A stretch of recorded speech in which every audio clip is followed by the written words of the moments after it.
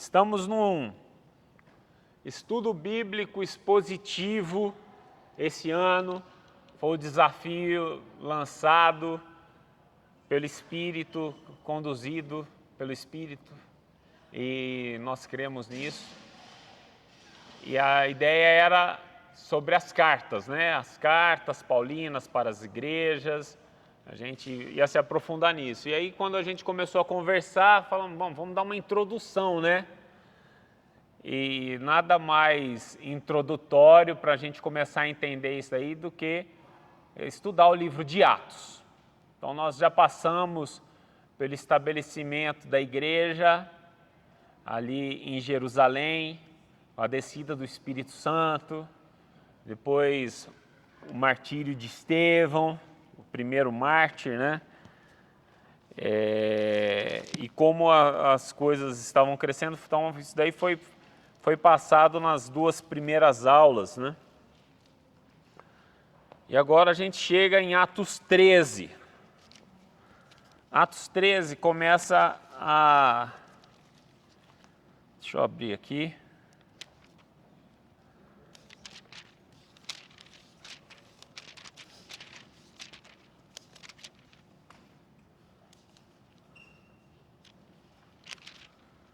Então a gente estudou até... Olha, eu em João tô.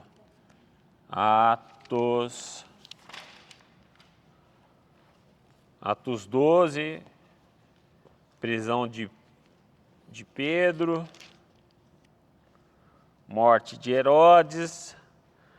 E aí a gente chega nas viagens missionárias de Paulo, né? Paulo se converte, fica um tempo lá escondido, estudando, ele vai para Jerusalém, não é tão bem aceito, aí ele volta e fica em Antioquia, região da Síria, durante um período, né?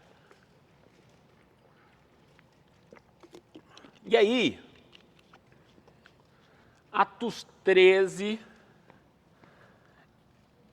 eu quero fazer, antes de falar dessas três viagens, né, de Paulo, a gente vai até o capítulo 20 hoje. Eu vou fazer igual eles fazem nas pregações deles, né? Se você pega a pregação de Pedro, de Estevão, as pregações relacionadas a Paulo, assim, eles sempre vão do início, porque eles querem colocar Jesus como o Cristo esperado, o Messias esperado, aquele que viria da raiz de Davi. E eu quero começar hoje, aí, antes da gente entrar, falando sobre a divina vocação, o chamado, para que foi vocacionado Abraão, e o povo dele, né? O chamado de Abraão. Pega aí em Gênesis, vamos ler Gênesis 12, do 1 ao 4.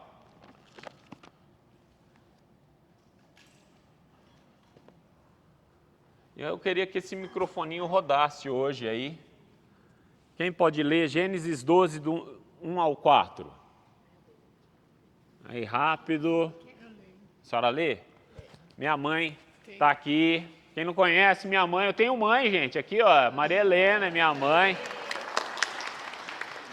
Verdade, vocês pensam que eu vim do nada até, mãe. Pode ler, mãe. Deus chama Abraão. Certo dia o Senhor Deus disse a Abraão: saia da sua terra, do meio dos seus parentes e da casa de seu pai, e vá para uma terra que eu lhe mostrarei. Os seus descendentes vão formar uma grande nação. Eu o abençoarei, o seu nome será famoso, e você será uma bênção para os outros. Abençoarei os que o abençoarem, e amaldiçoarei os que o amaldiçoarem. E por meio de você, eu abençoarei todos os povos do mundo. Até aí? Isso. Aí o 4. Abraão tinha 75 anos quando partiu de Harã, como o Senhor havia ordenado. E Ló foi com ele. Amém. Até aí? Tá ótimo, mãe. Obrigado. É isso aí. Então tá aí, pessoal. Chamado de Abraão. Certo? Abrão. Então. Que é pai exaltado, acho que é, né? Significado de Abrão. Hã? Só pai. Abraão não é pai de muitos povos? É pai exaltado. E Abrão? Pai de multidões. Abraão. E Abrão? Só pai. De Aba, né? É. Então tá. Tá aí. Abrão, então, ele estava lá em Harã. E aí tem esse chamado aí, né? O chamado é, fartei uma grande nação, então você vai ter uma grande nação a partir de você. E aí o grande lance é, em ti serão benditas todas as famílias da terra. Então Abraão tinha um chamado, abençoar todas as famílias da terra. Toda a terra seria abençoada através de Abraão, chamado de Abraão, certo? Anos depois, já 25 anos depois, Abraão tinha tido filho dele com Sara? Não, ele tinha tido apenas o Ismael. E aí vem lá, Gênesis 18, de 1 a 3, fala assim, depois apareceu-lhe o Senhor nos cavalhais de Manre. Deus já tinha mudado o nome dele para Abraão. E aí Deus aparece de novo para ele lá, o Senhor, né? Está em 3 pessoas, apareceram lá, 3 pessoas. Estando ele assentado à porta da tenda no calor do dia, levantou seus olhos e olhou, eis que 3 homens em pé junto a ele. E vendo, correu à porta da tenda, encontrou, inclinou-se à terra e disse, meu senhor, agora tenho achado graças aos teus olhos, rogo que não passes do teu servo. Então ele pega lá, faz um rango para os caras, eles profetizam, ó, Sara vai ficar grávida, esse tempo, a Sara ri, aí ri de longe, ela escuta de longe, assim ela ri, aí eles como eram seres espirituais, existem, por Abraão prestar adoração, né, chamar ele de Senhor, é capaz que fosse o próprio Jesus ali, trazendo essa palavra. Tem gente que fala que era trindade, porque aparece em 3, mas eu duvido, porque ninguém viu a Deus, né? Então não acredito que fosse o Deus Pai ali, mas Jesus e o Espírito Santo eu acho que estava ali, sim, representado.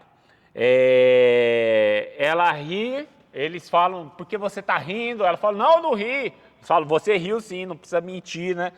Então Gênesis, segue aí esse Gênesis 18, do 16 ao 19. Então Abraão tem o chamado de novo confirmado de abençoar todas as famílias da terra. Aí eles falam assim, e levantaram-se aqueles homens dali e olharam para o lado de Sodoma. Aí eles veem lá Sodoma, aquela terra terrível, né? Aí Abraão foi com eles. Visto que Abraão certamente virá a ser uma grande nação, o Senhor falando, né?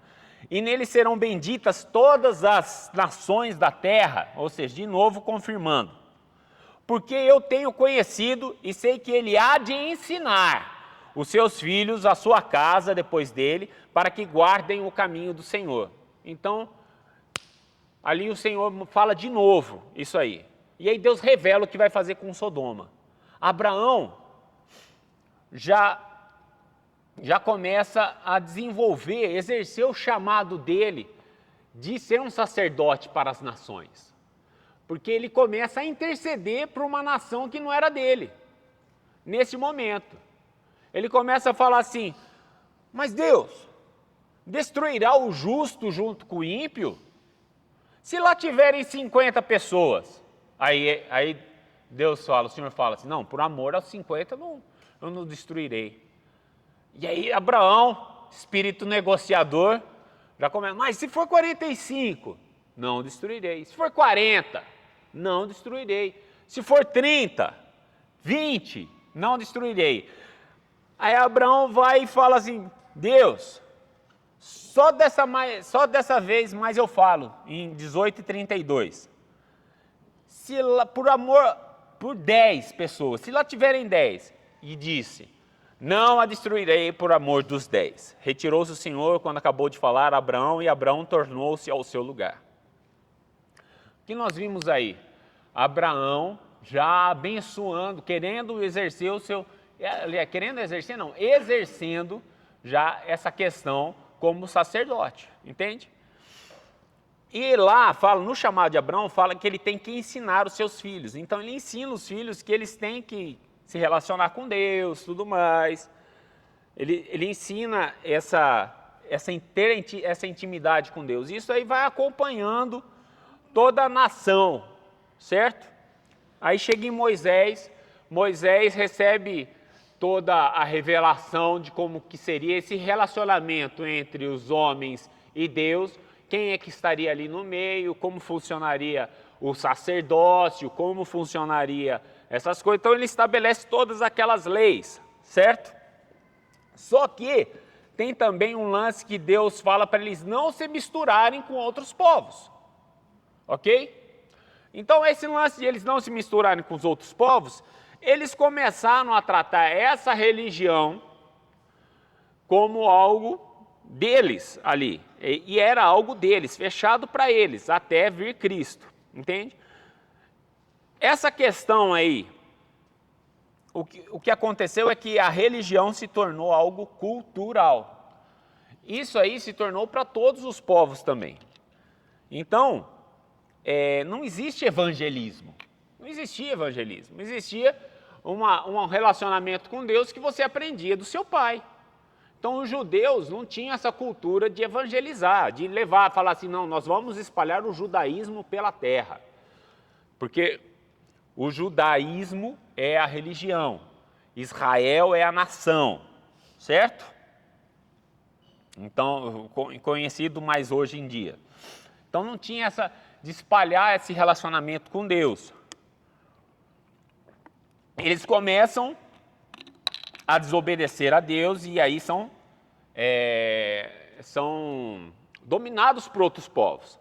Os babilônicos, que foi o primeiro povo que chegou lá para dominar eles depois do tempo no cativeiro, foram os babilônicos, chegaram lá, qual que era a cultura deles? Eles pegavam, punha povo na terra lá deles, tirava eles da terra, o povo que eles tinham conquistado a terra, trazia para a Babilônia. Então eles misturavam tudo, porque eles queriam destruir essa questão da religião. E aí eles pegavam os sábios, né? Então aqueles que tinham o contato, traziam tudo para a corte para tentar fazer uma miscelânea de ideias ali, de religião. Realmente uma bagunça. Por isso, quando a gente até vai relacionar, fala assim, pô, aquilo lá parecia uma Babilônia. Então eles pegavam todas as religiões, acabavam misturando tudo num caldeirão para ser a religião dos caras. Como se fosse algo novo, aceitavam tudo. Mas nessa mistura, acabaram alguns se perdendo, mas muitos permaneceram. Acabou apurando lá os judeus, tudo mais, que voltaram do cativeiro, restabeleceram o templo, tudo mais, mas continuou sendo algo cultural, certo? Estão acompanhando? Vem a dominação romana. Então, quando Jesus nasce, qual que é a dominação? De Roma, né? Então, na dominação romana, já era diferente. Tinha a Pax Romana. Qual que era a ideia da Pax Romana, da paz romana?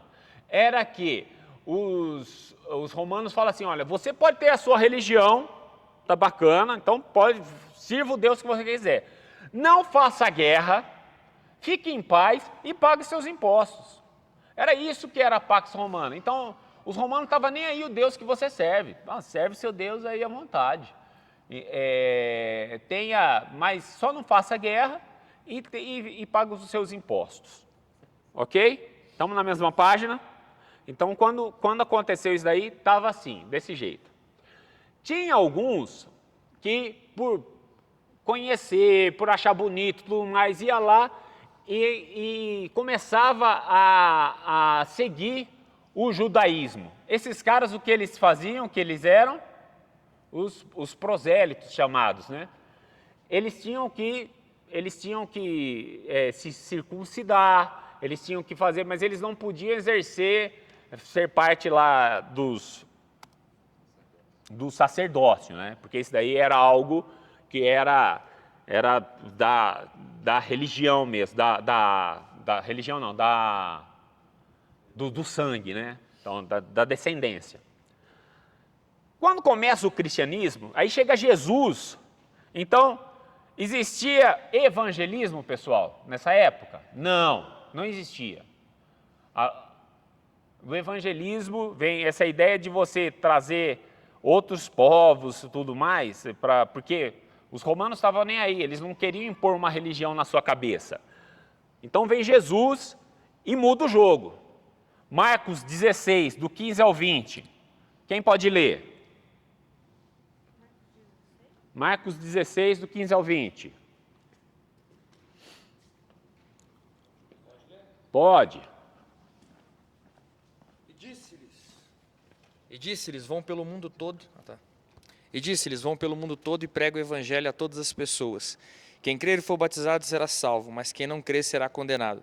Esses sinais acompanharão os que creem. Em meu nome expulsarão demônios, falarão novas línguas, pegarão em serpentes, se beberem algum veneno mortal não lhes fará mal nenhum. Imporão as mãos sobre os doentes e esses ficarão curados. Depois de lhes ter falado, o Senhor Jesus foi levado ao céu e assentou-se à direita de Deus. Então os discípulos saíram e pregaram por toda parte, e o Senhor cooperava com eles, confirmando-lhes a palavra com os sinais que a acompanhavam. Amém. Obrigado, mano. Olha só, então vem Jesus, ele está falando sobre isso, e as últimas palavras de Jesus vão por todo mundo, pregue o evangelho a toda criatura, pregue essas boas novas. Quem crê e for batizado será salvo, quem não crer será condenado. E aí os discípulos começaram a fazer isso, eles começaram a pregar. Mas esses caras, eles começam a pregar para quem? Para o judeu.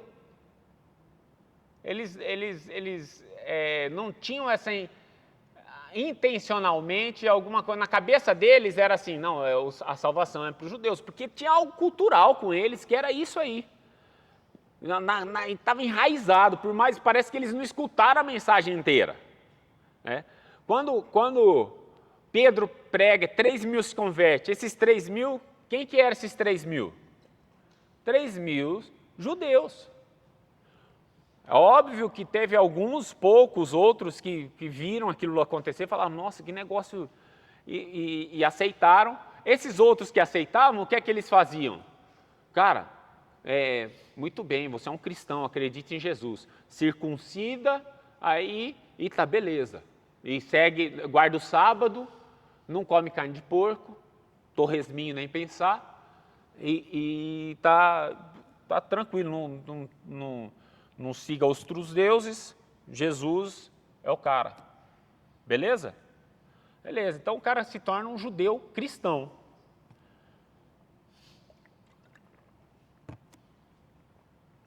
Então, eles pegaram apenas parte do chamado. Jesus aparece, Pedro tem aquela visão na casa de Cornélio que a gente viu.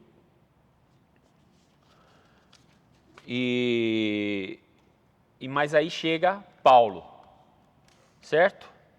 Essa é a grande chamada do Paulo. Paulo tem essa sacada. Paulo começa a entender isso daí. E a gente vai agora entrar nas viagens missionárias. Vocês entenderam o pano de fundo todo? Vamos lá. Primeira viagem missionária de Paulo. Pega aí Atos 13. Vou pegar meu amigo aqui, sujo, o óculos. O chamado de Barnabé e Saulo. Barnabé, quando a gente vê, tem uma proeminência aqui de Barnabé, tanto que aqui separam para mim Barnabé e Saulo. Fala primeiro, não fala Paulo, fala Barnabé e Saulo. Na igreja de Antioquia, tinha profetas e mestres, certo? O que eles estavam fazendo? Estamos lá em Atos 13. Havia na igreja de Antioquia profetas e mestres. Barnabé, Simeão, chamado Níger, Lúcio, Cirene, Manaém tinha sido criado com Herodes, o tetrarca, e Saulo. Enquanto eles estavam adorando o Senhor e jejuando, o Espírito Santo disse. Isso daí já fazia quanto tempo, mais ou menos, que Paulo já tinha se convertido? Vocês sabem? Uns 14 anos de conversão de Saulo. Né? Separem-me agora. Então eles estavam fazendo o quê? Pessoal, Direção do Espírito vem quando você está fazendo o quê? Você tem a direção quando você está em intimidade. Ele estava em intimidade fazendo o quê? Que fala aqui na palavra. Jejuando, adorando. Adorando o Senhor e jejuando. Ou orando e jejuando. Então eles estavam em relacionamento íntimo com Deus. Quando você quer uma direção de Deus para a sua vida, busque a Deus em adoração, em oração, em jejum. O jejum serve para quê? O jejum serve para você matar a sua carne e se ligar ao Espírito. Você diminui a parte que te atrapalha a direção com Deus, a ligação com Deus, e aumenta aquilo que liga você a Deus, que é o seu Espírito. Para isso que serve o jejum. E aí, separem-me, então, Barnabé e Saulo para a obra que eu os tenho chamado. Então, eles jejuando e orando, impondo as mãos sobre eles, o despediram. Então, colocaram a mão, ungiram os caras agora vocês são missionários, vão lá. Eles saem, então, tem a foto da primeira imagem, viagem missionária aí? Se der para colocar. Tudo bem. Eles estavam onde? Em Antioquia. De Antioquia, eles passam um mar e vão para uma ilha de Chipre. Aí nessa ilha aí, de Chipre, eles param na cidade de Salamina, e aí eles começam a anunciar a palavra de Deus. E qual que era a estratégia deles para anunciar a palavra de Deus? Eles iam sempre na sinagoga. Eles sempre tentavam alcançar os judeus primeiro, porque os judeus têm uma promessa na vida deles, certo? Então, eles não fugiam dessa promessa. Então, eles iam lá na sinagoga e começaram a pregar, certo? Só que lá dentro dessa sinagoga, quanto mais você se afastava de Jerusalém, tinha uma característica também as igrejas. Quanto mais se afastava de Jerusalém, mais ia entrando questão cultural de outras pessoas. Lá tinha um cara, um judeu, de nome Bar Jesus, e ele praticava magia e era falso profeta. 13:6. E esse cara, ele era conselheiro do procônsul. Quem que era o procônsul? O governador dessa ilha, o Sérgio Paulo, quem era um homem inteligente. O procônsul, tendo chamado Barnabé e Saulo, desejava ouvir a palavra de Deus. Porém, o mago Elimas, quem que é o mago Elimas? É o cara, é esse Bar Jesus aqui. Que Elimas é sábio em árabe. Então, ele mesmo se autoproclamou um cara sábio. Não, me chamem de sábio, de Elimas. E chegava e falava assim, não escutem esses caras aí, porque o que eles estão falando não tem nada a ver. Começou a falar mal deles, certo? Tentava afastar da fé o procônsul. E agora a gente vê o Saulo tomando protagonismo. 9. O que é que está falando aí? Fala assim, mas Saulo, também chamado Paulo. Tá aí, pessoal, então só uma dica, Deus nunca transformou o nome de Saulo para Paulo, beleza? Saulo, agora você chamará Paulo. Não teve isso. O nome dele, ele apenas assumiu o nome latim dele, o nome é isso, né? Que é Paulo, o nome romano dele. E aí ele fala, Paulo, cheio do Espírito Santo, olhando firmemente para Elimas, disse, ó filho do diabo, cheio de todo engano e toda maldade, inimigo de toda justiça, por que você não deixa de perverter os retos caminhos do Senhor? Eis que agora a mão do Senhor está contra você e você ficará cego, não vendo o sol por algum tempo. E aí o cara ficou cego, na hora veio uma nuvem negra sobre o olhar dele, assim, e ele começa a pedir ajuda, fala assim, eu não estou enxergando nada. Obrigado. Você trouxe? Hã? Para limpar o óculos, filha? Pensei que era o meu nariz que estava... Muito obrigado, filha. Olha só. Olha, um paninho úmido para limpar o óculos. Pessoal, aproveitando essa pausa da limpeza do óculos, olha só. Tinha um cara que de alguma forma estava envolvido com a religião local. E aí, quando chega a verdade, ele começa a falar mal dessas pessoas. O que a gente tem visto hoje acontecer? Em grande parte, do nosso sistema mesmo, dentro daqueles nossos irmãos. Hoje, grande parte das pessoas falando assim, um cara vai lá, prega a palavra, outro levanta e fala assim, não escuta esse cara não é de Deus. E a gente acaba perdendo a noção em quem escutar.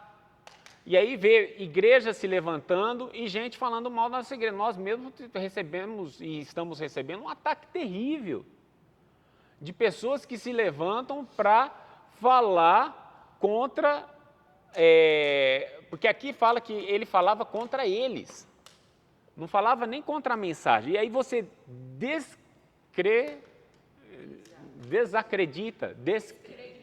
descredibiliza a palavra quando você atinge a pessoa que está falando. Isso traz, por mais que as pessoas falam assim, não, eu sou um homem de Deus e eu preciso denunciar esse outro irmão que está falando isso porque ele tem a vida incorreta, não sei o quê. Quando você faz isso, quando as pessoas que escutam falam assim, cara, por isso que eu não quero me envolver com esse povo crente. E quando a gente começa a dar ibope para essas pessoas, começa a chegar a escutar essas pessoas, simplesmente o algoritmo lá entende, isso é interessante, vou pôr mais. Vocês entendem? Isso é uma estratégia maligna, antiga, de ir contra o Evangelho. Então é algo que, qual que é a nossa posição que a gente tem que fazer? Nós temos que ter autoridade, orar para que Deus traga, não vou mandar os caras ficar cegos assim, tudo mais, entende? Mas entender que eles, porque Elimas ficou cego por quanto tempo? A Bíblia não fala, mas fala por algum tempo. Existem aqueles...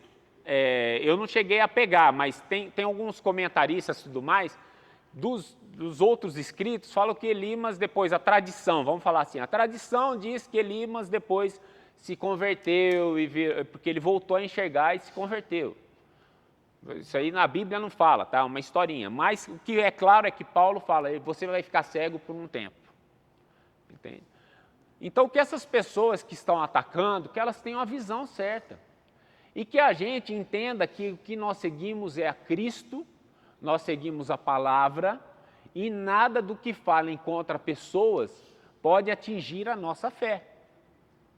A sua fé ela não é baseada em pessoas. Cara, eu vou sair dessa igreja porque estão falando tanta coisa por aí, e aí eu vou sair. Cara, não saia. Permaneça na palavra.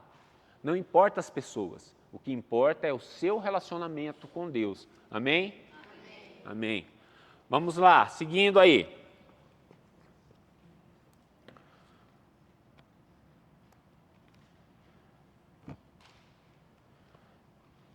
Então lá, já aconteceu essa treta aí, tudo mais, mas foi resolvida e o procônsul aceita Jesus. O governador da ilha aceita Jesus. Ele se converte, maravilhado, aqui ó. Então o procônsul viu o que aconteceu, creu, maravilhado com a doutrina do Senhor. Ele creu, né? Mas mesmo assim, tinha gente que ia contra. Eles tinham ido em 2, mas na verdade 3. Quem foi ungido? Barnabé e Saulo, mas foi junto João Marcos. João Marcos estava ajudando eles lá. Quem que era João Marcos? Sobrinho de Barnabé, que depois é a pessoa que escreveu o Evangelho de Marcos. Então, um cara top. Esse cara top ele viu a viagem e falou, cara, essa viagem vai ser treta demais. Ele foge, ele sai pela metade, ele fala assim, não vou nem continuar com vocês. Paulo fica muito bravo com isso aí. Depois, mais para frente, a gente vai ver isso ainda hoje, a respeito disso. Mas João Marcos vai embora, já praticamente nessa primeira parada, né? Essa primeira viagem de missionário de Paulo, ela durou mais ou menos uns 2 anos, foi entre 47 e 48 depois de Cristo. Tá? Eles vão para a segunda parada. Antioquia, eles passaram lá dentro dessa ilha de Chipre, 2 principais cidades, depois eles saem, o mar pega, sobe para Antioquia de Pisídia. Não conseguiu ainda, né? Então vamos lá. Eles subiram aí vários quilômetros, eles tinham ido para o meio do mar Mediterrâneo ali, que é o que na época chamava Grande Mar, ou Mar Grande. E aí eles saem de Chipre, eles sobem e vão lá para Antioquia de Pisídia.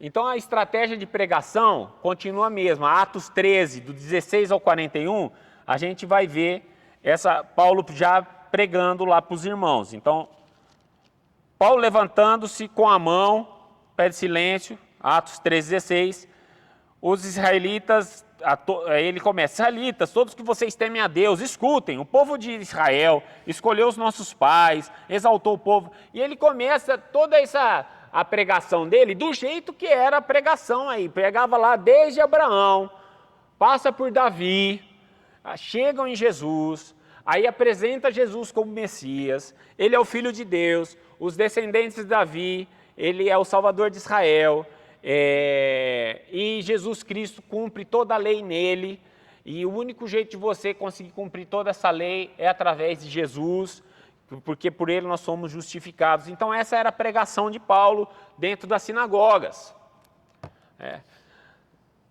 E aí, Atos 13, 42 a 44, vamos lá. E saídos os judeus da sinagoga, os gentios, rogaram que no sábado seguinte lhes fossem ditas as mesmas coisas. Ou seja, eles pregaram lá para o pessoal, aí tinha lá na sinagoga, judeu e gentil, certo? Os judeus foram embora, os gentios que estavam lá, quem são os gentios? Gente boa? Não, gentio é aquele que não é judeu, certo? Então os gentios estavam lá, aí eles falaram assim, ô Paulo, volta semana que vem aqui para falar com a gente de novo. Foi muito legal essa palavra aí, e a palavra, eles gostaram de ouvir a palavra, né?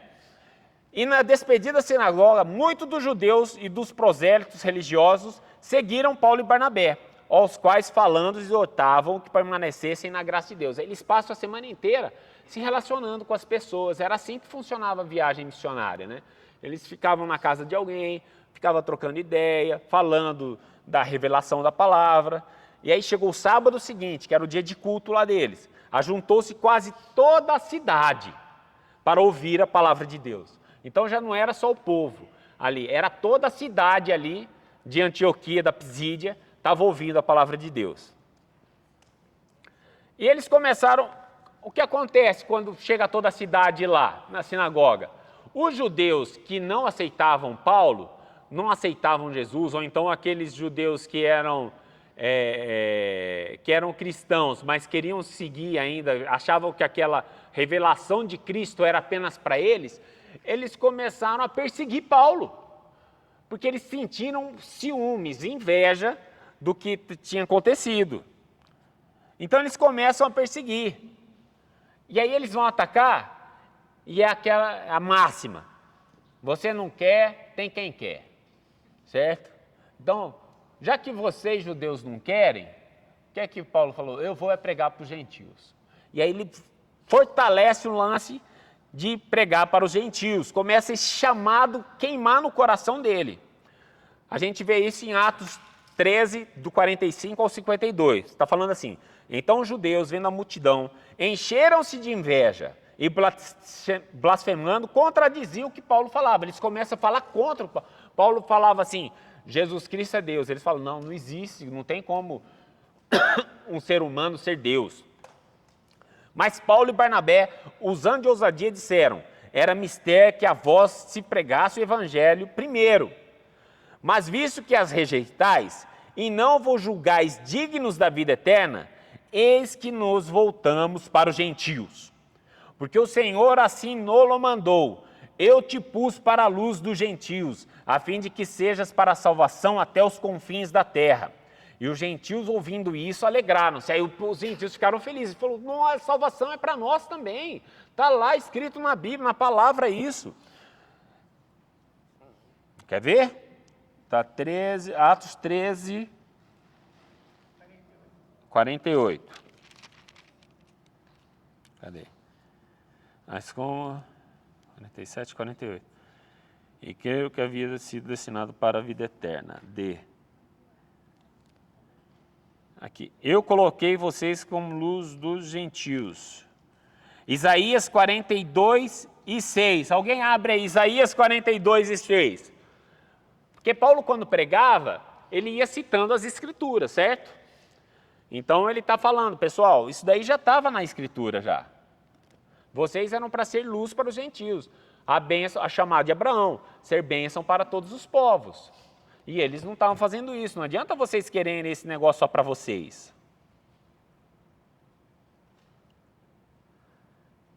Alguém lê aí, Isaías 42 e 6.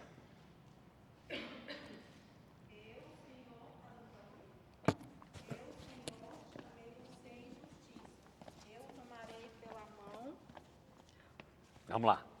Eu, Senhor, chamei você em justiça, eu tomarei pela mão, o guardarei e farei de você mediador da aliança com o povo e luz para os gentios. Olha aí. Eu te farei mediador da aliança com o povo e o quê? Luz para os gentios. Ou seja, o chamado é para os gentios também.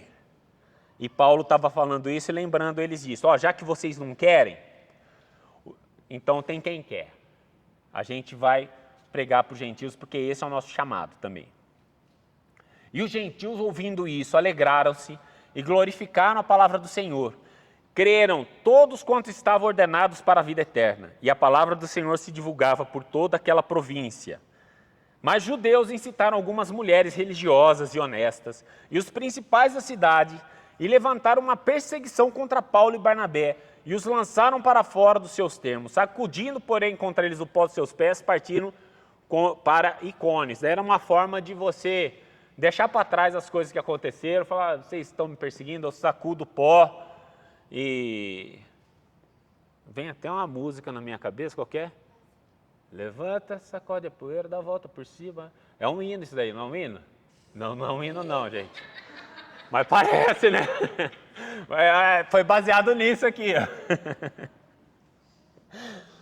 Então, os discípulos estavam...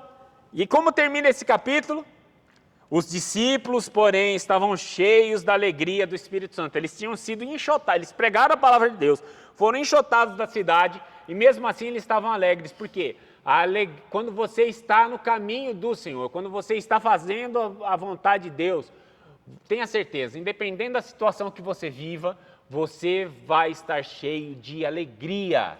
Meu irmão, se tem tristeza no seu coração, é porque às vezes você não está ciente de que você está vivendo o propósito de Deus. A partir do momento que você tem essa ciência, que você vive o propósito de Deus, independente da situação que você esteja, o seu coração se enche de alegria. E essa viagem continua.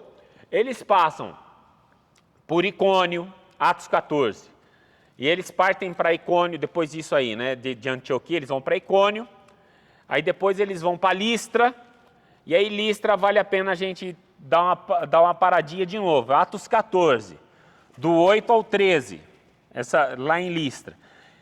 Em Listra, estava sentado um certo homem aleijado, um paralítico, desde o nascimento, que nunca tinha conseguido andar. Esse homem ouviu Paulo falar. E aí Paulo olha para ele e vê que o cara está cheio de fé.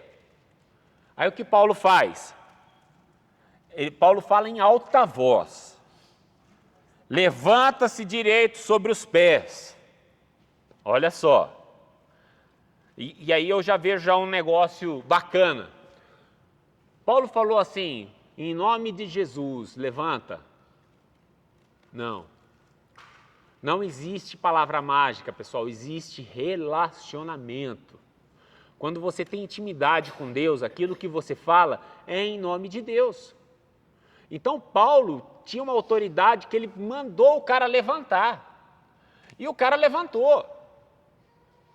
Por causa da autoridade que ele tem. Então não tem esse lance de palavra mágica. Se você não orar e falar em nome de Jesus, já era. Não, cara. Não é o que você fala, é o que você vive. É o que você vive. Essa é a grande diferença. Então estava lá. Paulo levantou o cara, eles estão nessa cidade de Listra aí. Paulo levanta, o Espírito Santo faz a obra através da autoridade que Paulo exerceu ali. E o pessoal olha aquilo e começa a se maravilhar. Aí o povo das ruas fala assim, esses daí são deuses, são Mercúrio e Júpiter. O Barnabé que fala menos é Júpiter, o Saulo que fala muito, aí o Paulo que fala muito, ele é Mercúrio. E vamos adorar ele. Aí já veio o sacerdote do templo de Mercúrio, falou assim, vamos sacrificar aqui bois por vocês. Paulo fica nervoso, rasga as vestes, fala, que loucura vocês estão fazendo, nós somos homens, normais. Esse povo então fica chateado, fala assim, como assim, a gente quer adorar vocês não querem receber adoração, então vocês vão receber pedrada. E aí, ele foi apedrejado, arrastado para fora da cidade, dado como morto praticamente. Ele levanta e continua a pregar. Vamos lá, aqui a gente está em... Paulo é apedrejado, 14:19. Os judeus de Antioquia e Cônico, instigando as multidões, apedrejaram Paulo, arrastaram para fora da cidade, dando como morto. Mas quando os discípulos rodearam, ele se levantou e entrou na cidade. No dia seguinte foi com Barnabé para Derbe. Aí pronto, foi para Derbe agora. Mudou de cidade. Então eles passavam um tempo em uma cidade, pregavam, as pessoas se convertiam, ficavam mais um tempo lá com as pessoas e iam para outra cidade. Era assim que era a viagem missionária de Paulo. Chega em Derbe, mesma questão, e de Derbe, que era uma ponta da viagem, eles voltam por todas as cidades que eles passaram para ver como é que estava o povo. Então eles faziam isso, pregavam, ia, viagem missionária, depois voltava, vendo como é que tinha sido, como é que esse povo estava. Então de Derbe eles passam por Perge, Atália e voltam para Antioquia da Síria. Terminam praticamente essa viagem missionária. Atos 14, 27 e 28. Fala assim. Quando chegaram a Antioquia, reuniram a igreja e relataram tudo. Eles passaram o relatório da viagem. De tudo como tinha aberto aos gentios a porta da fé. Como Deus havia feito com eles e como tinha aberto aos gentios a porta da fé. E permaneceram muito tempo com os discípulos. Aí eles ficaram um tempo lá bacana com o pessoal de Antioquia. E o mais importante é assim, como abriu aos gentios a porta da fé. Certo? Atos 15. Vamos lá, eu vou seguir aqui na Bíblia. A controvérsia sobre a circuncisão dos gentios. O que é que acontece? Paulo... alguns indivíduos que foram da Judeia para Antioquia ensinavam os irmãos, se vocês não forem circuncidados, segundo o costume de Moisés, vocês não podem ser salvos. Então eles começam a tentar judaizar os caras. Tendo surgido um conflito, grande discussão de Paulo e Barnabé com eles, foi resolvido que esses dois e mais alguns fossem a Jerusalém. Então, para não ter problema, vamos para a nossa sede, qual que é a sede? Jerusalém. Então vamos lá em Jerusalém, onde estão os apóstolos, e vamos trocar ideia com eles para ver o que a gente vai falar em relação dessa questão, certo? E aí eles chegam em Jerusalém. O 4. Quando chegaram em Jerusalém, foram bem recebidos pela igreja, pelos apóstolos, pelos presbíteros, a quem relataram tudo que Deus havia feito com eles. Mas alguns membros do partido dos fariseus, que haviam crido, se insurgiram dizendo, é necessário circuncidá-los e ordenarem que observem a lei de Moisés. Ó, pessoal, Eles podem se converter, mas tem que circuncidar, tem que observar a lei de Moisés. Estava lá na cabeça deles aquela questão cultural forte ainda. Mas Jesus veio quebrar toda essa cultura e estabelecer um novo relacionamento com o Pai, que é a nova aliança. A reunião dos apóstolos e presbíteros em Jerusalém. Quem é que levanta primeiro? O Pedro. O Pedro levanta e fala assim: irmãos, vocês sabem que desde há muito tempo Deus me escolheu entre vocês para que da minha boca os gentios ouvissem a palavra de Deus, do Evangelho, e crescem. E Deus, que conhece os corações, deu testemunho concedendo o Espírito Santo a eles, como também havia concedido a nós. Ou seja, Pedro já começa a defender a ideia, né? E aí vem o parecer, e o Tiago, ele vai dar o parecer final dele.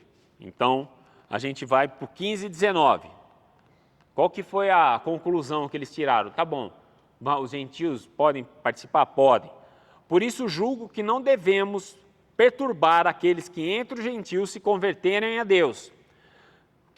O que é se perturbar? Perturbar com essas questões do judaísmo. Mas escrever-lhes para que se abstenham, mas eles têm que seguir umas regrinhas. Né? Qual que é as regrinhas? Abstenham das contaminações dos ídolos, então não podem ter outros ídolos. Bem como da imoralidade sexual. Cara, sem imoralidade sexual. É casamento com uma pessoa só e pronto. Da carne de animais sufocados e do sangue. O que é animal sufocado? Eles já tiraram o lance. Quer comer o porco? Pode comer o porco. Quer comer um outro animal, o coelho? Come o que vocês quiserem. Mas não pode ser animal sufocado. O que é? Que mata enforcado o animal? Hã? Pode ser.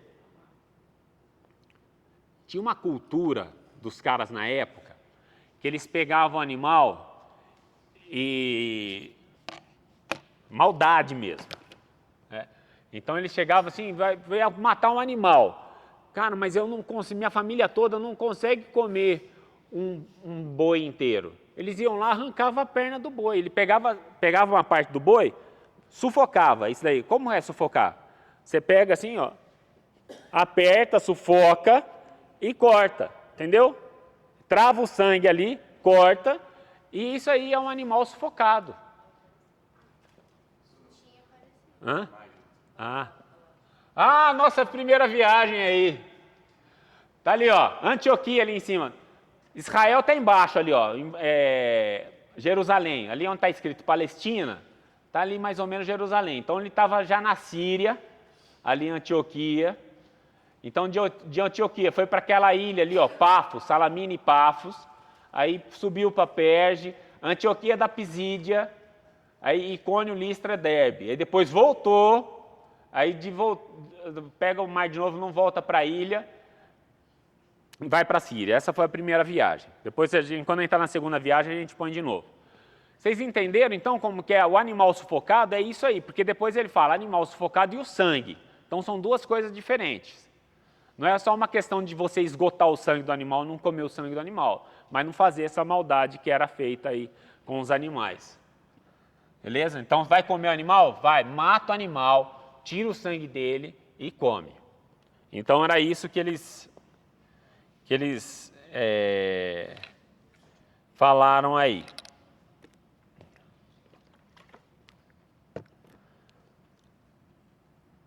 Então, eles pegaram essa carta, certo? Que foi chancelada pelo Tiago, que era o bispo de Jerusalém, né? Esse Tiago é o irmão de Jesus. Foram para a segunda viagem missionária, só que aí eles falaram assim, cara, não vão só vocês. Como vocês são novos, tem aqui 2 líderes nossos, que é o Silas e o Judas, e eles vão com vocês participar dessa viagem. Então, beleza. Aí voltou Paulo, Barnabé, Silas e Judas. E aí começa a nossa segunda viagem missionária. Pode pôr aí a fotinha aí da imagem da segunda viagem missionária, quando você conseguir. eles voltaram para onde? Eles voltam para Antioquia da Síria. Então, a reunião Paulo ali, a sede de Paulo, era Antioquia da Síria. Tem uma missão muito famosa nos anos 90 que treinava missionário, que chamava Missão Antioquia, que é a base que fica lá em Araçariguama, do pastor Natanael, muito top. Então, muitos missionários que foram treinados eram lá da Missão Antioquia. Por quê? Porque Antioquia era uma sede, por que esse nome lá, essa sede que treinava missionário e mandava pelo mundo? Era ali a sede ali das viagens missionárias de Paulo, a cidade de Antioquia. Só que chegou na saída dessa segunda viagem missionária. Onde é que a gente está aqui em Atos? A gente está fazendo um estudo expositivo de Atos. Então, a gente está lendo Atos e seguindo. Então, por isso que eu estou contando a história. Paulo está aqui. Segunda viagem, estamos em 15. Alguns dias depois, 15:36. Alguns dias depois, Paulo disse a Barnabé: vamos voltar e visitar os irmãos em todas as cidades. Vamos fazer nossa segunda viagem missionária, Barnabé, ao qual nós anunciamos a palavra do Senhor, para ver como eles estão. Barnabé fala assim: legal, Paulo, vamos levar o João Marcos? Aí Paulo fala assim: não acho justo levar aquele que se afastou de nós. Desde a Panfilha, não os acompanhou nos trabalhos. E aí 39, houve tal desavença entre eles, que vieram separar-se. Barnabé, chegaram a um ponto que eles falaram assim: ó, não tem jeito, vamos fazer o seguinte, Paulo, segue a sua viagem que eu sigo a minha. Aí Paulo sobe para aquele lado que está escrito Turquia, e Barnabé vai para a ilha de Chipre com Marcos. Eles separam aí. E aí a história se dá seguindo a viagem missionária de Paulo. Então tem a separação aí desses dois grandes amigos, Paulo e Barnabé. Depois Barnabé não aparece, não? Hã? Parece.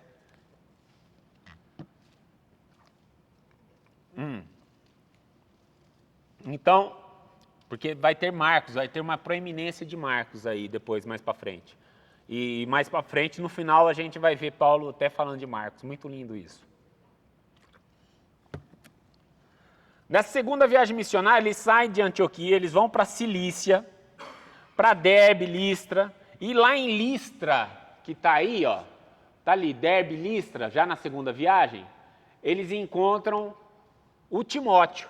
Timóteo era um jovem judeu. O pai era grego e a mãe judia.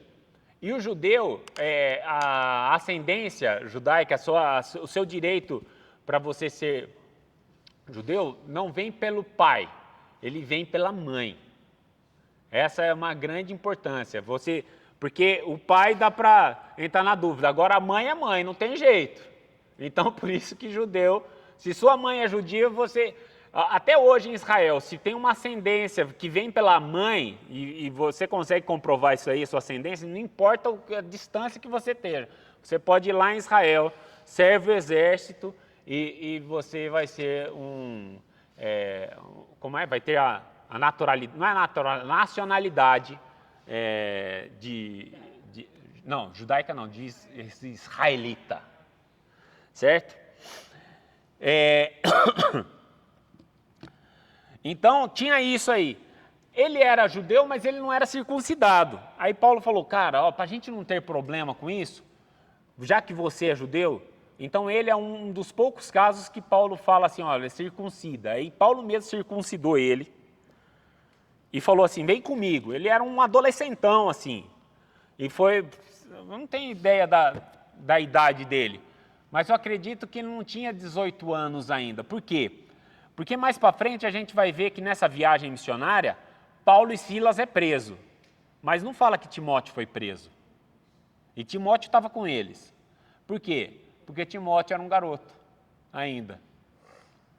Então, existe essa grande probabilidade de ele ter ido aí essa viagem aí com seus 16 anos de idade, assim, alguma coisa assim.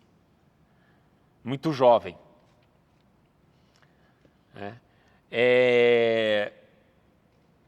Vamos lá. Então, em Listra, aconteceu isso daí.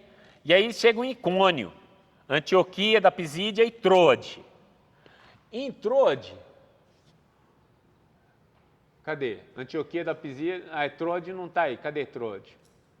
Volta, não, é aquele outro grande, esse, não, o outro. Terceiro, essa é a segunda viagem missionária. Bom, tá ali as cidades que ele vai passando lá com os números, né? Em Trode é 7, ó, tá vendo lá em cima, ali, ó, tem Mísia, Frígia e 7, Trode. É interessante aqui, pessoal, que a gente começa a ver como o Espírito Santo estava dirigindo eles em tudo. Porque eles tentavam pregar em alguns locais e o Espírito não deixava. Olha, pregar não é algo bom? É algo bom, mas o Espírito não queria, não era o momento para aquelas cidades, era momento para outra. Porque toda vez que eles paravam no local, não era só chegar e pregar. Eles chegavam, eles pregavam, eles começavam a instruir as pessoas, eles batizavam as pessoas, eles oravam para que o Espírito Santo viesse sobre as pessoas, eles começavam a ensinar a respeito da fé, eles treinavam líderes, então sempre era algo que gastava um tempo. E eles já tinham passado nisso aí. O Espírito queria, a palavra precisa chegar onde não chegou ainda. Então a gente lê lá em Atos 16, do 6 ao 10, já falando assim: e percorreram a região da Frígia e Gálata, tendo sido impedidos pelo Espírito Santo de pregar a palavra na província da Ásia. Chegando perto de Mísia, tentaram ir para Bitínia, mas o Espírito de Jesus não o permitiu. E tendo contornado a Mísia, foram a Troade. À noite, Paulo teve uma visão, na qual um homem da Macedônia estava de pé e lhe rogava. Então Paulo devia conhecer, porque aparece um cara, um homem da Macedônia, ele devia se vestir como um macedônio, porque cada cultura tem as suas roupas, né? Então Paulo conhecia. Onde é a Macedônia? Do outro lado do mar. Eles estavam ali em Mísia, em Trode, no 7. Aí tem uma visão que passa para o outro lado do mar e fala assim, olha, um homem falando, passe a Macedônia e ajude-nos. O homem falando, ajude-nos, passe a Macedônia. A ideia é que Paulo não ia para essa região, ele ia ficar onde ele já tinha pregado. Mas aí o Espírito fala, você precisa ir aonde você não pregou. Passa a Macedônia e ajude os irmãos lá. Imediatamente. E aí tem uma mudança de pessoa verbal. Né? Porque Lucas, quando está escrevendo, ele está escrevendo assim. E percorreram, e chegando a perto do Mísia, tentaram. E aí, tendo contornado a Mísia à noite, Paulo teve uma visão da qual passou. E aí chega lá no 16, 6 e 9. Deixa eu ver aqui. 10. Assim que Paulo teve a visão, imediatamente procuramos. Olha o tempo verbal mudou aqui. O que aconteceu? Em Trode, entra mais um cara junto com eles. Aí, quem que é que entra? O médico, o Lucas. O Lucas entra e começa a participar dessa missão junto.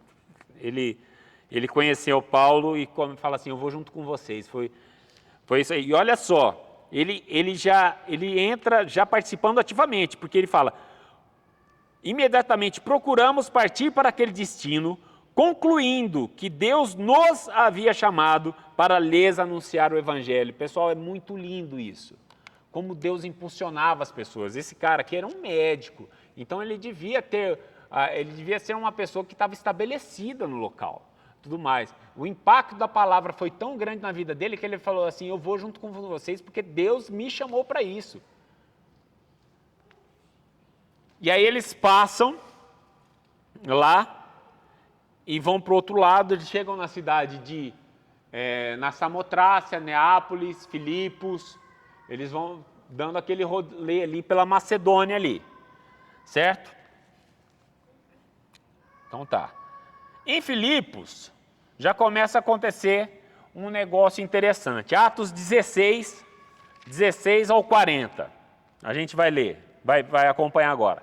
A cura de uma jovem adivinhadora. A primeira estratégia lá, na primeira parada de Paulo, foi um cara que falou mal de Paulo, não foi? Um cara, o Elimas. Ele, cheio do espírito maligno de enganação, começou a falar mal do Paulo. O capiroto, acho que ele quis mudar a estratégia. Ele falou assim, já que deu errado falar mal, vamos tentar falar bem então. Aí começa a tinha essa adivinhadora aqui, né? Lá nessa cidade de Filipos. Vamos lá, 16 e quanto? 16, 17. Ah, é. Então, antes, 16. Aconteceu indo nós para o lugar de oração, veio ao nosso encontro uma jovem possuída do espírito de adivinhador, o qual, adivinhando, dava grande lucro aos seus donos. Essa menina era tão cabulosa que ela não tinha um dono só, não. Ela tinha um consórcio lá de pessoas que era dono dela, de tão poderosa que era essa pitonisa aí, falando aí e profetizando para as pessoas. E ela começou a seguir Paulo e o pessoal, a trupe, falava gritando: esses homens são servos do Deus Altíssimo e anunciam a vocês o caminho da salvação. E ela não ficou um dia só, ela ficou vários dias falando isso. Né? E qual que é a ideia quando acontece um negócio desse? Hein? Quando você tem alguém falando bem de você e tudo mais, essa pessoa está endossando aquilo. É como se fala assim, se ela falar assim, ó, o mesmo espírito que atua em mim é o mesmo espírito que está no deles. Eu sou igual a eles. Por isso eu estou endossando eles. Estou falando aqui, porque ela não deixou as práticas dela.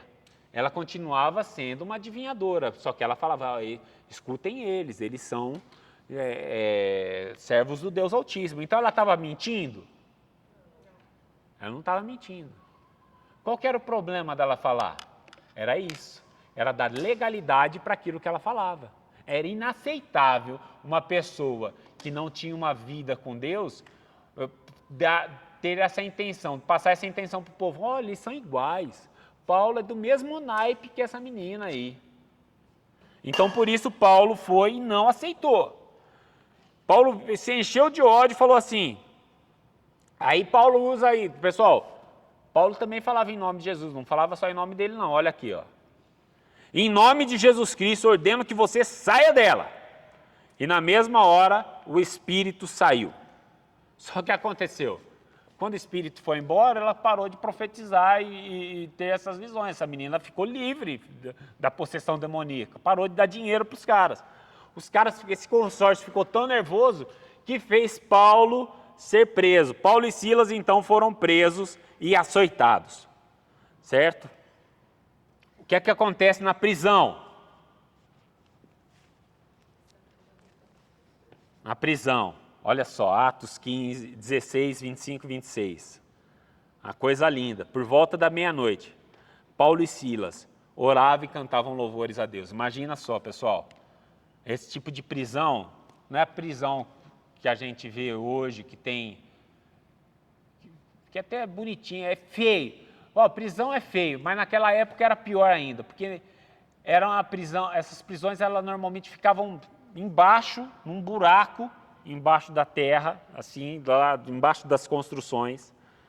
Era um negócio terrível, era um calabouço. Paulo e Silas estavam presos a tronco. Como é que prende a tronco? Você fica preso, seu pé e sua mão, fica preso aqui e um tronco passa pelo baixo do pé. Então você está amarrado nessa posição, sentado. Lá embaixo, devia ter, com certeza, eles não podiam ir para banheiro, não podiam fazer nada, e tinha outros presos lá também, ou seja, eles faziam as necessidades deles ali mesmo, porque eles estavam presos em troncos, eles tinham apanhado demais, eles tinham tomado uma surra. Se tem essas fezes, excrementos, com certeza tem rato, tem esses bichos do escuro, que estavam lá mordendo as feridas deles, e eles mesmo assim estavam lá adorando o Senhor. Eles estavam orando a Deus, eles estavam, olha só, eles transcenderam aquela prisão. Paulo e Silas oravam e cantavam louvores a Deus. E os demais companheiros da prisão apenas escutavam. De repente sobreveio um tamanho terremoto que sacudiu os alicerces da prisão. Todas as portas se abriram e as correntes de todos os presos se soltaram. Cara, isso foi demais. O que a adoração não faz? Cara, Pega esse código aí. A adoração, ela traz libertação. Você quer libertação, você adora, independente da situação. Independente da situação. Olha, existe uma situação, eu acho que eu nunca passei por uma situação dessa. Eu acho não, eu tenho certeza, eu nunca passei por uma situação dessa. E às vezes em perrengue pior a gente vê e fala assim, cadê você, Deus? É, você está passando por algo que não chega nem aos pés disso e está questionando Deus. Cadê Deus? Está demorando, vamos fazer alguma coisa. E na verdade você está pedindo para te livrar, porque você tem um relacionamento com Deus, sabe que livramento vem dele, mas esquece até de adorar. Eles em nenhum momento pediram para ser libertos dali. Eles estavam adorando a Deus. E essa posição é o que faz a diferença entre vitória e derrota. Adoração a Deus é a chave, pessoal, para a gente ser vitorioso em tudo. Só que aí eles não fugiram, não. O carcereiro acorda, assustado, e aí ele vê aquela situação, ele fica com medo, ele pensa até em tirar a vida dele. E aí Paulo fala assim, não, ninguém saiu não, então nós estamos aqui, fica tranquilo. O carcereiro fala, mas o que aconteceu? Paulo vai e prega, salva naquela noite. O carcereiro e a família toda aceita Jesus. Naquela mesma noite, o carcereiro e a família são batizados. Olha que coisa maravilhosa. No dia seguinte, vieram lá um recado lá, não, liberta esses caras aí, pode libertar. Aí Paulo falou, não. Aí a vergonha vira dupla honra, fala assim, vocês não prenderam a gente publicamente? Então venha pedir perdão para nós publicamente e liberar a gente, não vai tirar a gente nos escombros, não, na penumbra, né? Então tá aí, Paulo e Silas foram para aquela cidade, sofreu tudo aquilo para a família de um carcereiro receber o Senhor. E aí eles são libertos, eles saem e a viagem continua. Passam por Anfípolis, sei lá, número 9, tá ali por cima ali. Tá naquela região ali em cima lá. A Polônia, Tessalônica, que são locais que Paulo depois escreve as cartas aos Tessalonicenses, por exemplo. E aí chegam em Bereia. Bereia tem um negócio interessante, pessoal. Olha só, Paulo estava pregando e os bereanos eram um povo muito top. Atos 17 já, a gente já está. Estamos chegando no final já. Atos 17, do 11 e 12. Fala assim, ora, esses de Bereia eram mais nobres que os de Tessalônica, pois receberam a palavra com toda avidez, examinando as Escrituras todos os dias para ver se as coisas eram de fato assim. Ou seja, Paulo pregava, eles iam atrás da Bíblia, eles ficavam com a Bíblia lá, vamos falar com a Bíblia, que não existia Bíblia assim, né? Mas eles pegavam as Escrituras, iam nos rolos sagrados e ficavam procurando para ver se realmente aquilo que Paulo estava falando estava escrito. E Paulo gostou dessa atitude deles, falou, cara, isso é uma atitude legal. Tanto que tem até alguns locais, tem até uma igreja, Assembleia de Deus Bereana, né? Porque a Assembleia de Deus Bereana é por causa dessa questão aí dos bereanos, que eles eram apaixonados pela palavra, certo? Então, uma característica aí dos bereanos, né? Depois disso aí vai para Atenas, e Atenas acontece algo muito interessante. Quando ele chega em Atenas, Paulo ficou assustado com tamanha religiosidade que tinha lá, idolatria. Uma idolatria tremenda. Eles tinham, assim, uns bosques, né? Eu imagino assim, que eu já vi em imagem, eu nunca fui para lá. Né? Mas tem tipo umas montanhas pequenas assim, né? Então aquilo que vai com a relva assim, e lá vários altares, muitos altares, para milhares de deuses, milhares de altares ali espalhados por aquele local. Né? Em Atenas, Paulo começa a pregar. lá para os caras, né? E ele começa a ser confrontado pelos epicureus e pelo outro povo lá que tem duas classes de estudiosos lá deles, né? Duas linhas de pessoas que estavam lá em Atenas, né? Porque Atenas tinha essa cultura grega da discussão filosófica muito forte, né? E dessa discussão espiritual. E onde eles discutiam isso? Eles iam para o Areópago, mas só ia para o Areópago quem eram os melhores. Não era qualquer um que chegava lá e ia para o Areópago, que era um local, uma área, tipo um teatro aberto assim, que ia para lá falar. Então só os melhores iam. E aí eles viram Paulo e falaram, cara, quem é esse tagarela? Vamos levar ele lá para o Areópago. Aí chegam lá no Areópago, aí Paulo era um cara muito sábio, ele conhecia a história do local. Ele não deu um chute aqui. Tem um livro que chama O Fator Melquisedeque. Esse livro ele é demais, eu aconselho vocês a comprarem. Ele conta vários testemunhos da história. E no Fator Melquisedeque, o Don Richardson, que é o escritor desse livro, ele explica o que aconteceu aqui. Porque a Bíblia não fala o que aconteceu, mas ele explica. Esse cara é um missionário, escritor, muito top. Os livros dele vale a pena, eu já li acho que 3 livros dele, há anos atrás. Então eu não lembro direito, certinho a história, mas eu lembro que conta lá. Mas tem uma frase dele que fala assim, Deus preparou o mundo, as diversas culturas e o homem para receber o Evangelho. A Bíblia mesmo fala, acho que Salmo 119, Salmo 110, que fala assim que a criação, ela proclama a glória de Deus, né? Então toda a criação, ela já declara a glória de Deus. Mas Deus prepara as culturas para isso também. O que aconteceu? Atos 17, 22, 23.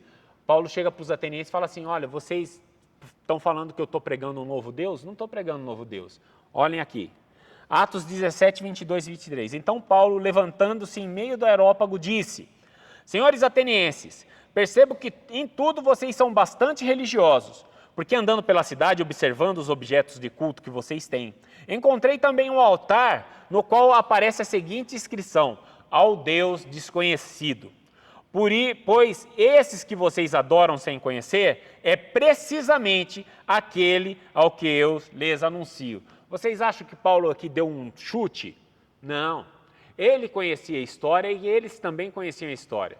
Anos atrás, tinha acontecido uma grande praga e eles começaram a sacrificar para todos os deuses que eles conheciam e nada dessa praga ia embora. Aí um sábio, eu não lembro qual sábio lá de Atenas, falou assim, olha, tem um Deus, que esse é o Deus desconhecido, ele é o único Deus. E é para esse Deus que nós temos que sacrificar para essa praga ir embora. E aí a salvação, teve uma grande salvação ali, as pessoas pararam, eles fizeram isso, fizeram esse altar a esse Deus, eles sacrificaram esse Deus e tudo mais, e essa praga foi embora. Então esse Deus era o Deus poderoso. Então Deus já tinha preparado aquela cultura para anos depois receber a mensagem de Paulo. E é assim, Deus ele prepara todas as coisas para que quando você chega, você vai evangelizar alguém, você tem uma certeza. Você começa a orar, Deus, me dá a chave do coração dessa pessoa. Então tem alguma coisa na vida dessa pessoa que Deus já trabalhou anteriormente. Antes de você chegar com a palavra de Deus, você tem uma certeza. Deus já falou anteriormente no coração dessa pessoa, de alguma forma. Tá? Então ninguém é pego de surpresa. Ninguém vai poder chegar lá um dia perante o julgamento e falar assim, mas Deus, eu não escutei a sua palavra, eu não vi nada disso. Não. Todos têm a oportunidade e o conhecimento de receber a palavra de Deus. E os atenienses começaram a dar ouvido a Paulo ali. E eles escutaram ele por um bom tempo ali. Então eles receberam e muitos se converteram ali em Atenas. Né? Depois disso, Paulo vai para Corinto e está aqui, a gente está no 22, 17 e 22. Deixa eu ver, seguindo a Bíblia.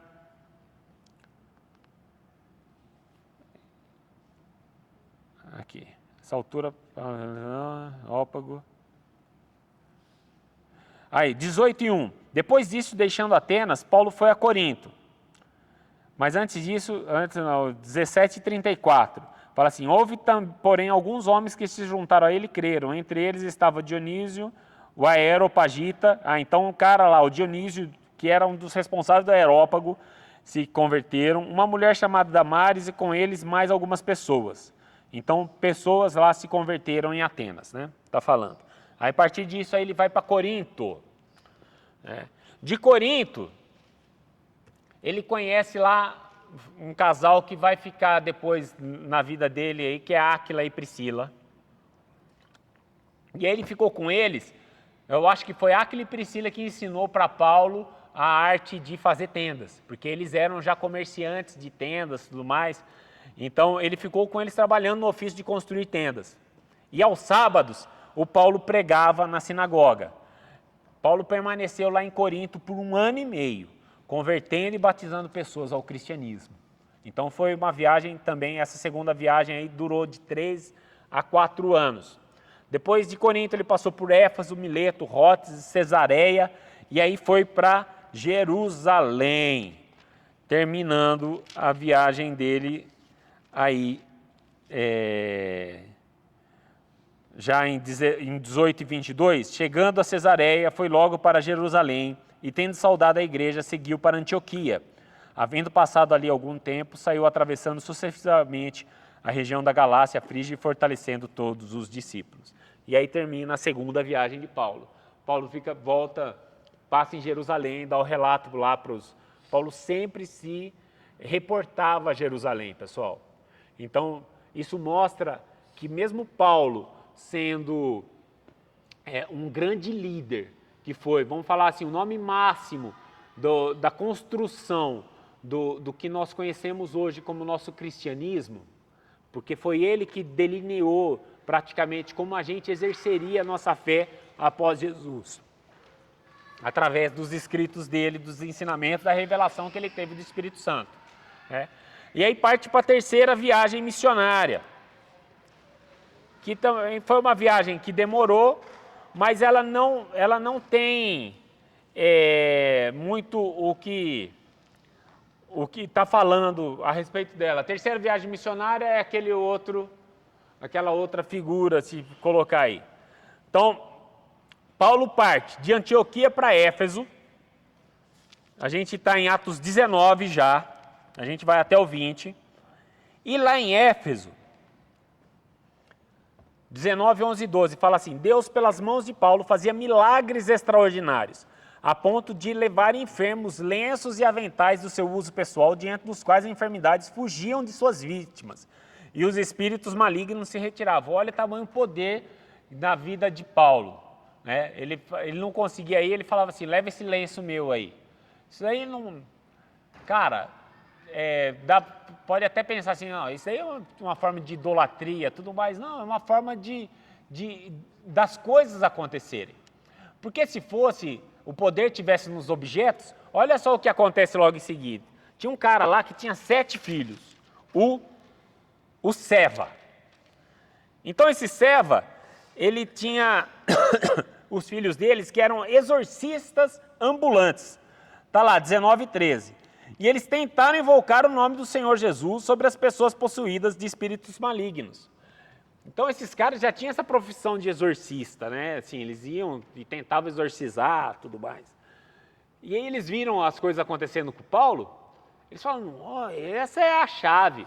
E eles foram lá tentar usar a palavra mágica, né?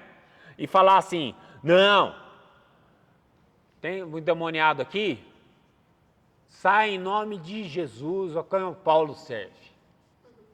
Aí o que aconteceu, pessoal, com esses caras? Apanharam do endemoniado. Tomaram uma surra. A surra foi tão grande que eles saíram correndo pelados. O endemoniado surrou, arrancou a roupa dos caras. Olha a situação de um cara que tenta usar essa... quando você tenta mostrar que você tem algo que você não tem, entende? Você será envergonhado. Tem uma história, eu tenho um amigo, a gente estava lá na missão Antioquia, era adolescente, estava lá pregando o Pedro do Borel, não sei se vocês conhecem. Depois joguem na internet e põem lá Pedro do Borel para vocês conhecerem. Esse cara é missionário violento, ele tem umas estratégias de evangelismo que é só dele. Uma estratégia de evangelismo do Pedro.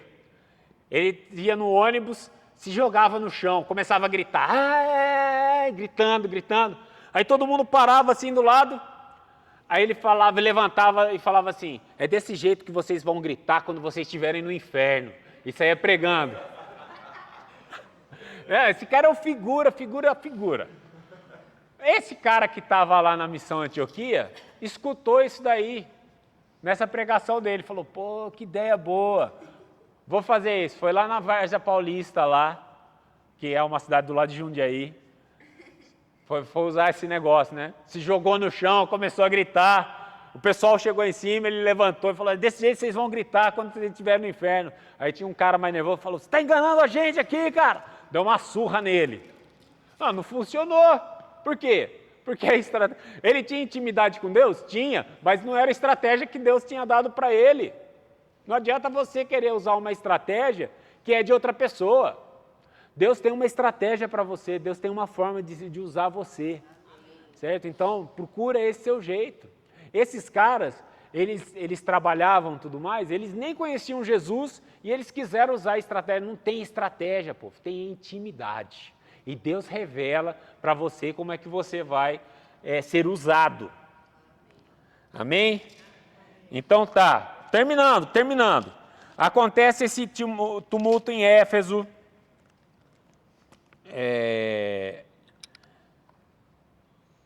E aí depois ele passa de Éfeso, ele vai para Macedônia, vai para Filipos, para Troade, vai para Mileto.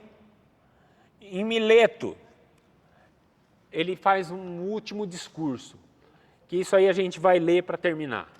Atos 20, 18 a 25. Ele ajunta todos os discípulos dele, ele chama o pessoal da região, fala assim para eles, olha, e logo que chegaram junto dele, disse-lhes, vós bem sabeis, desde o primeiro dia em que entrei na Ásia, como em todo esse tempo eu me portei no meio de vós, servindo ao Senhor com toda humildade, com muitas lágrimas e tentações, que pelas ciladas dos judeus me sobrevivieram. Com nada que útil seja, deixei de vos anunciar e ensinar publicamente pelas casas, testificando tanto a judeus como a gregos, a conversão a Deus e a fé em nosso Senhor Jesus Cristo. E agora, eis que ligado eu pelo Espírito, vou para Jerusalém, não sabendo o que há de me acontecer por lá. Senão o Espírito Santo de cidade em cidade me revela, dizendo que me esperam prisões e tribulações. Mas em nada tenho a minha vida por preciosa, contanto que cumpra com alegria a minha carreira e o ministério que recebi do Senhor Jesus para dar testemunho do Evangelho, da graça de Deus. E agora, na verdade, sei que todos vós, por quem passei pregando o reino de Deus, não vereis mais o meu rosto. Aí Paulo está falando para eles assim que, o que a gente viveu foi muito lindo, vocês sigam servindo a Deus, mas vocês não vão mais me ver. Vocês vão ver o Senhor, mas eu não sei o que vai acontecer, mas eu sei que Deus, praticamente, Paulo está falando assim, olha, eu vou morrer, eu não vou mais voltar aqui, mas eu vou cumprir a palavra que Deus me deu. E Paulo tinha no coração de ir para Roma, e é isso que a gente vai ver. Essas foram as 3 viagens missionárias de Paulo, mas tem muito mais história aí a respeito. Ele volta para Jerusalém, e eu vou deixar para o professor contar na próxima aula para vocês. Amém? E assim encerra a 3ª viagem missionária de Paulo. Glória a Deus pela vida desse homem. E pela vida de todos os que sofreram para que hoje eu e você estivéssemos aqui, com acesso à palavra e com intimidade com o Senhor, porque esses grandes homens de Deus entregaram a vida deles, assim como Jesus, que é o nosso principal, a principal razão de estarmos vivos. Amém? Vamos orar? Vamos orar. Pode orar, mano. Chega aí, Cadu. Glória a Deus, que bênção. Que bênção, né, família? Como temos sido edificados pela essa leitura, por esse estudo. É muito encorajador. E glorifico a Deus pela essa oportunidade. Vamos ficar de pé para a gente finalizar?